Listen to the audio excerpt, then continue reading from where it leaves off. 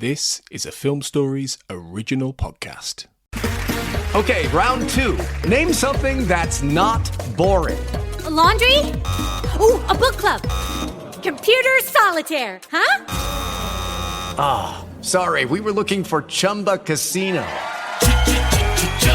That's right, ChumbaCasino.com has over 100 casino-style games. Join today and play for free for your chance to redeem some serious prizes. ChumbaCasino.com. No purchase necessary. Void where prohibited by law. 18 plus terms and conditions apply. See website for details. We made this.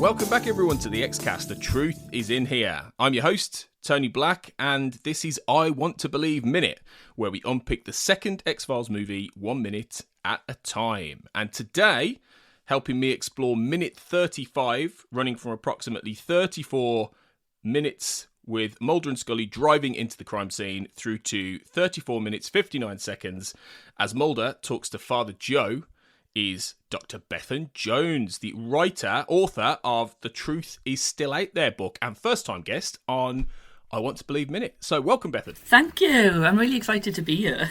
Well, yeah, last time you were on the show, we were talking about your book, and it was around the time of FileFest last year, which you managed to attend, and you were on some of our FileFest coverage as well. So that must have been a thrilling weekend for you. It was awesome. I'm actually wearing my FileFest t-shirt at the moment. Excellent. It was amazing. It was such an incredible experience. Like, not only to meet, people like Mitch and Annabeth, but to get to speak to Chris and Frank and Glenn and Darren Morgan. And yeah, it was really a once-in-a-lifetime experience. And to be there with so many of the fans as well was just incredible. And do your own panel as well? You did your own panel? I did. I had my own panel on Friday evening, which was surreal. And it was weird because I think there were about 30 people in the audience, which was lovely. But the room we were in for the panels was inside the theme park. So you were kind of sitting on the stage looking out at people in the audience, and then a roller coaster goes past, like behind the audience. It was so surreal, but it was an awesome experience. Did you at any point think, is this a dream? Like these things shouldn't match. Oh, totally. It was like the whole thing, because I got there and Kristen, bless her, she'd taken delivery of a box of books for me, but she'd left them unopened so I could open them myself. And the first time seeing my book in real life was just, it was like I'm opening this book in an X-Files convention at my table. Like, is this actually happening? Like, it was. That is particularly special, isn't it? Actually, I mean that first feeling of opening a book is great, but it so often tends to be in your home. When you get a box, but to do it at an actual convention for the show you've written about, that's just no one's beating that, Bethan, are they? Let's be honest. I know, it was amazing. The whole thing was just incredible. That's great, and people seem to have really loved the book as well, which obviously is a really interesting look through the history of the X-Files, really, right through from the beginning to the revival, and unpicking lots of the cultural, social, political aspects of the show. And it's impossible to sum up in like a sentence, really, but it's really fascinating book. So it'll obviously have been out for a little while now, but it'll still be available, and it's really worth the read, I think, really, for anyone who hasn't. It's been really well received, and that's been lovely. And I guess this as a writer, it's always a bit like, once it's gone out into the wide world, like, you're always sort of second guessing yourself and, should I have done this? Should I have written about that? But touch wood, people seem to be really responding to it, which is lovely. That's great. Just and one piece of advice: don't look at Amazon reviews. Well, sometimes you get really nice ones, but sometimes, like I've had one or two that have been so awful, they've made me laugh.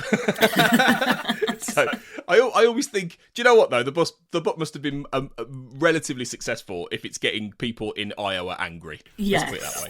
that's a very good way of looking at it. Anyway, I hope it's doing really well, continuing to do really well. So we'll at the end of this block of episodes we're doing, we'll shoot out links for people, and we'll put them in the show notes and things to go and buy the book and where they can find that and such. But before we start talking about this episode, quick reminder: you can follow me personally at linktr.ee/AJ Black Writer. You can follow the Xcast generally on social media at linktr.ee/the Xcast. And if you're enjoying the show, please do drop us a quick 5-star rating and review on Apple Podcasts, because it will help us remain the number one X-Files podcast. And I'm saying that with a boast because I think we are. And all of you listening, I know you agree. Anyway, also, don't forget you can subscribe to our Patreon as well. Patreon.com/the Xcast. So you'll get early release of episodes like this. You'll get loads of bonus content we've built up over the years and more. So please do support us, and thanks to those of you who do already. So let's talk about the second movie then, Bethan, and let's get into this a little bit.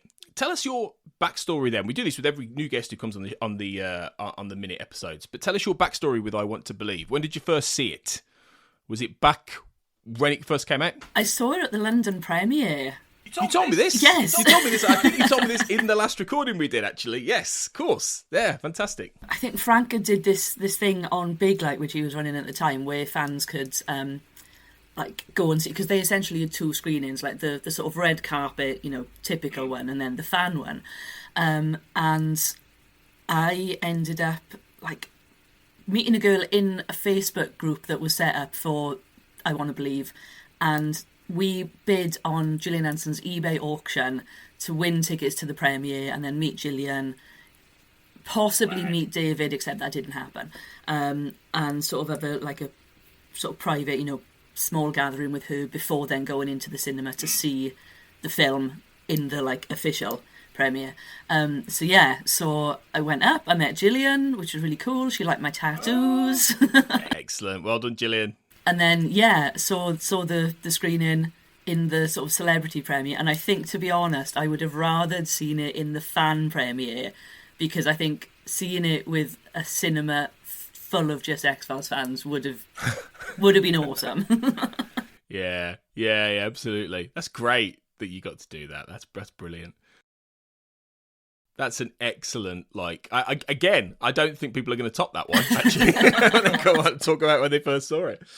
What do you think about the film, then? I mean, what would you give it out of 10? And I suppose, what has it changed over time? Because I think one of the stories of this podcast so far, that when we're covering the film, is that a lot of people, and I include myself in this, a lot of people's opinions of the film have changed as time has gone on. So where did you sit with it, and where do you sit with it, I suppose? I think it's always been a weird one for me, because I think I've told you this before, I've never been a shipper. So the whole, obviously in the film, Mulder and Scully are together, although, I don't know, I watched it again recently, and I'm still are they living together at the start? Because it's hard to say, isn't it? It really is, because it kind of feels like, and we'll get into this a little bit, I think, it kind of feels like they're not, but then, there's Scully's whole bit about, we live in a home now and I come home to a home. It's well, okay, that's I don't know, that was weird. It was, I think when I saw it at the time, it was okay. It wasn't amazing, but there have been worse episodes. I think it was a bit frustrating that it was a standalone rather than continuing the myth arc, because they'd made such a big thing out of, 2012, and, obviously I Want to Believe came out in 2008, so there could have been this big lead up to colonisation. So that was a bit frustrating, and at the time I think it was fine. It was nothing to write home about, either for good reasons or for bad reasons. But I think watching it since, I would now give it a lower rating. I think I'd probably give it maybe a 3.5 out of 10, because okay, it's interesting. Yeah, and I think part of it is the whole sort of Father Joe, paedophile priest, body swapping, gay marriage thing. It just feels really badly done.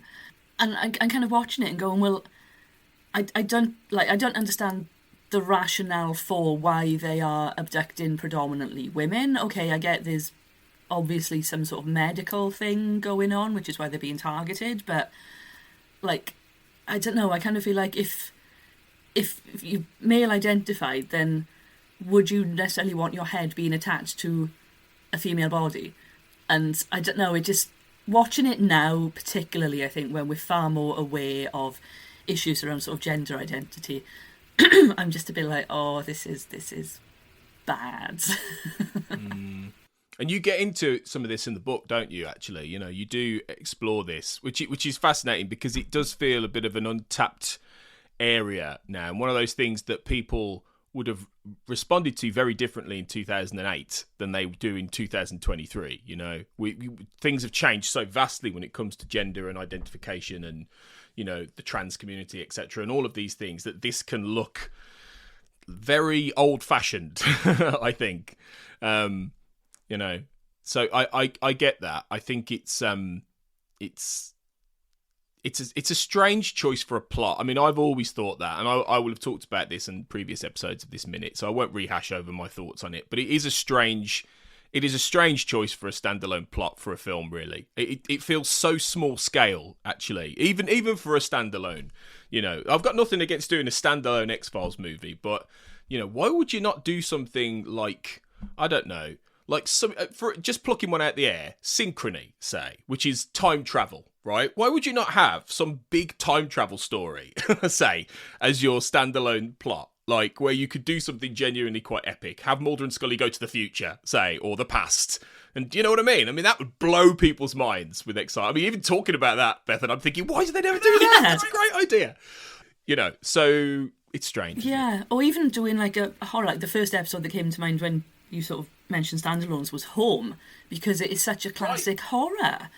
And, you know, the start of I Want to Believe does really set up these quite horrific elements. You've got this quite fast-paced cut-in between the FBI agents following Father Joe in the field, going to, you know, Monica Bannon being in her home and seeing this breath coming in.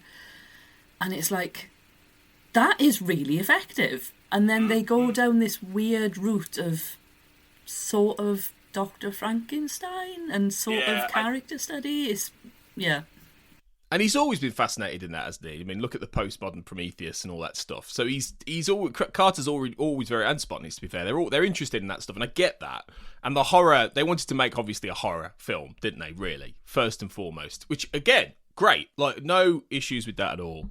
And visually, and in terms of expression and how there is a lot to like here, absolutely. And I you know, but I totally get why people might struggle with it in the cold light of day now, totally. So yeah, this is going to be fun then, Bethan, for you, if you don't really like this film. Yeah, I mean, there's elements, but yeah, and it's interesting that the minutes that we're looking at together is just a bit like, okay, this is possibly the least sort of enjoyable aspects for me, but you know, it's all good. I get that. Well, you're a trooper for not saying no to me, then, in that case. Saying, on your bike, Tony, I'm not doing those. So let's talk a little bit about this minute then, before we move on. Yeah, this begins, obviously, Mulder and Scully get to the crime scene, and you know, the first big thing really is that moment between Mulder and Whitney, which is strange, isn't it? It's, you know, when she sort of touches his face or goes to touch his face about shaving, it's quite intimate, and they love a little Scully looks at a woman who gets close to Mulder with, you know, jealous eyes. They love that, don't they, in the X-Files? They do. There's a long history of that. Why is this here? I suppose is my question. Well, yeah, and like I said, it is a strange one, particularly because, you know, Whitney and Mulder don't have history. Like, she knows of him because of his reputation on the X-Files. You know, she's mentioned, you know, she read the case files for Clyde Bruckman's Final Repos, and he has history with psychics. So that's, like, she's brought him in on a purely professional basis. So it seems really odd to have this kind of quite intimate moment of, oh, you've cut yourself well shaven. It's odd, but it's interesting that you sort of mentioned this Scully's reaction being almost a jealousy, because I don't read it that way, and it could be because I'm not a shipper. Like, it could be my own biases coming through, but to me it feels more of a like, okay, why are you doing that rather than giving us an update on the case? It feels more of a professionalism issue rather than a get your hands off my man kind of issue. Yeah.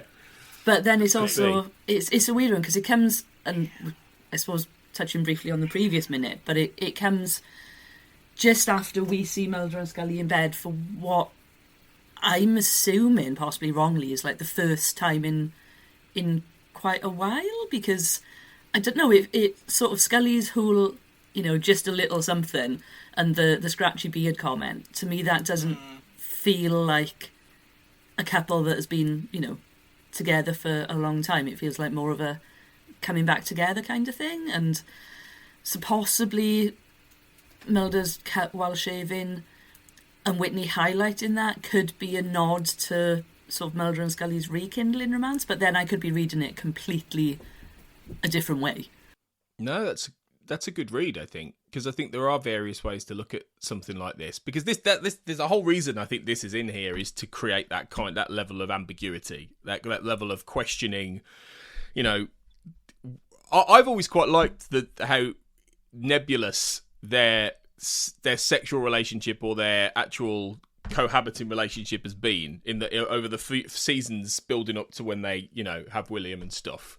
I always enjoyed that aspect of it, and it feels like he's trying to get back a little bit to that here, which is us not being sure quite where we stand with where they are, whether they're together or not fully, which is them trying to have their cake and eat it, isn't it? It's them trying to sort of keep that slight will they won't they thing when they have a lot, clearly, because they've had a baby.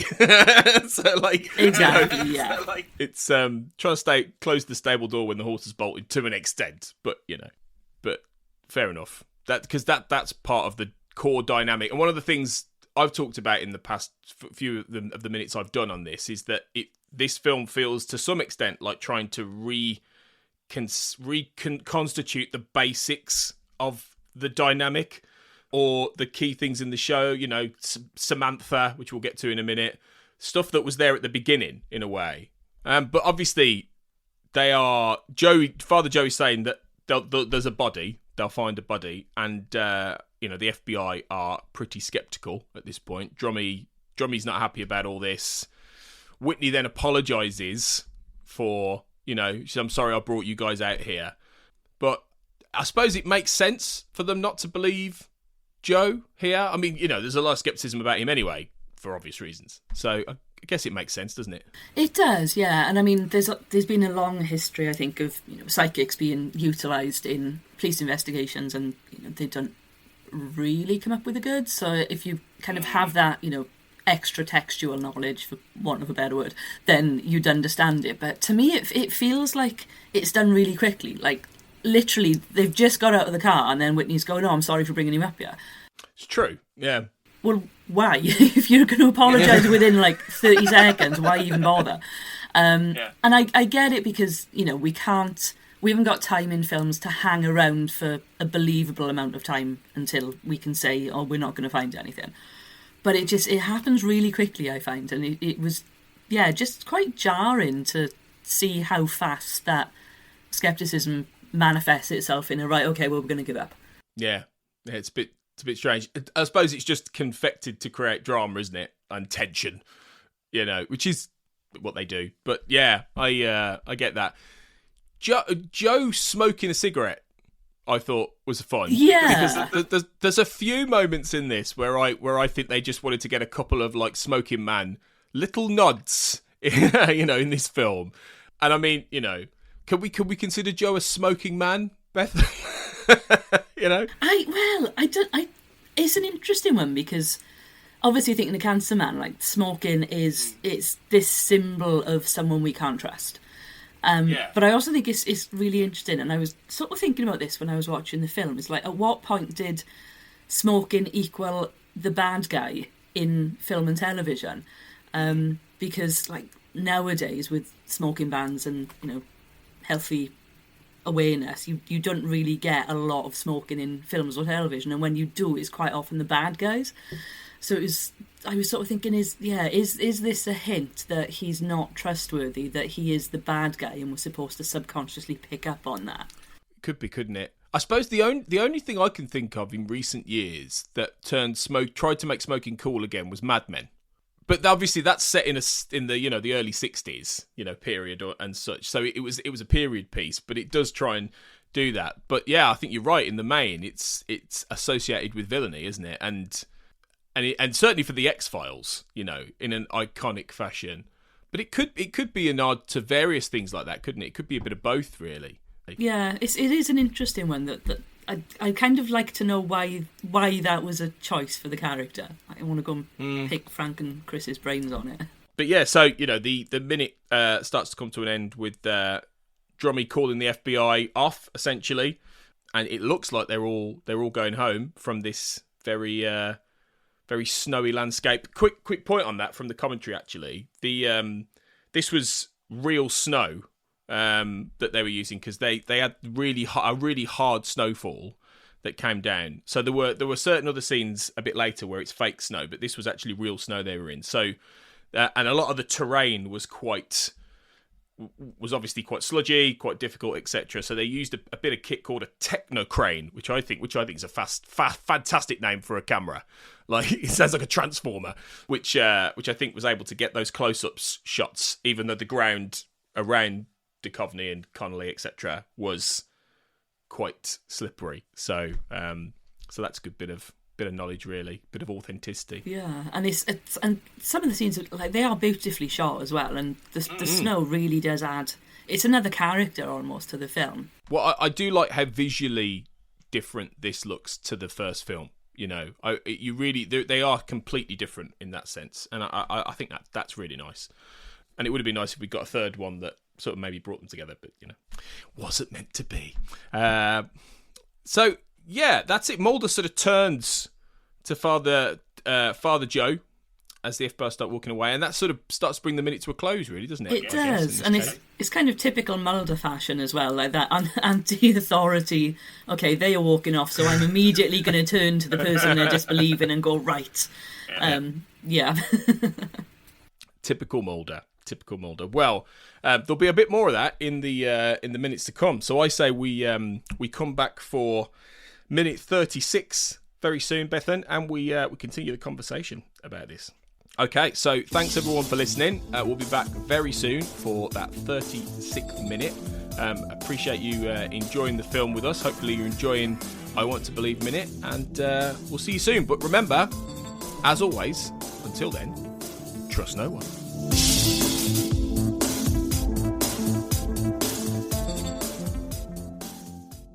With Lucky Land Slots, you can get lucky just about anywhere. Dearly beloved, we are gathered here today to... Has anyone seen the bride and groom? Sorry, we're here. We were getting lucky in the limo and we lost track of time. No, Lucky Land Casino, with cash prizes that add up quicker than a guest registry. In that case, I pronounce you lucky. Play for free at LuckyLandSlots.com. Daily bonuses are waiting. No purchase necessary. Void where prohibited by law. 18+. Terms and conditions apply. See website for details.